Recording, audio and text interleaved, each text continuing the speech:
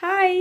இன்னைக்கு லஞ்ச் ரொம்ப சிம்பிள் தான். ஆனால் 2 பேருக்கு 2 விதமாக சமைக்கணும். என் பொண்ணுக்கு கர்ட் ரைஸ் வித் பொட்டேட்டோ கேட்டிருந்தா, ஹஸ்பண்ட்க்கு லெமன் ரைஸ் கருணக்கிழங்கு கேட்டிருந்தாரு. அவர் பொட்டேட்டோ சாப்பிட மாட்டாங்க, அதனால அவருக்கு தனியாக கருணக்கிழங்கு செய்யணும்.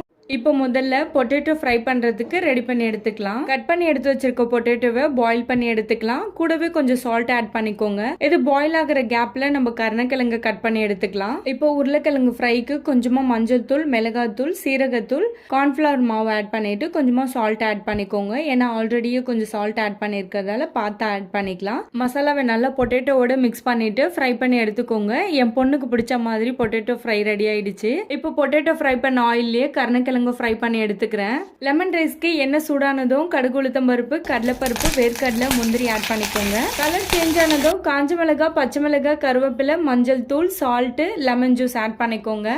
இன்னைக்கு எங்களோட லஞ்ச் மெனு ரொம்ப சிம்பிள்ன்றதுனால ரொம்ப குயிக்காவே ரெடி ஆயிடுச்சு. நெக்ஸ்ட் வீடியோல பார்க்கலாம். பாய்.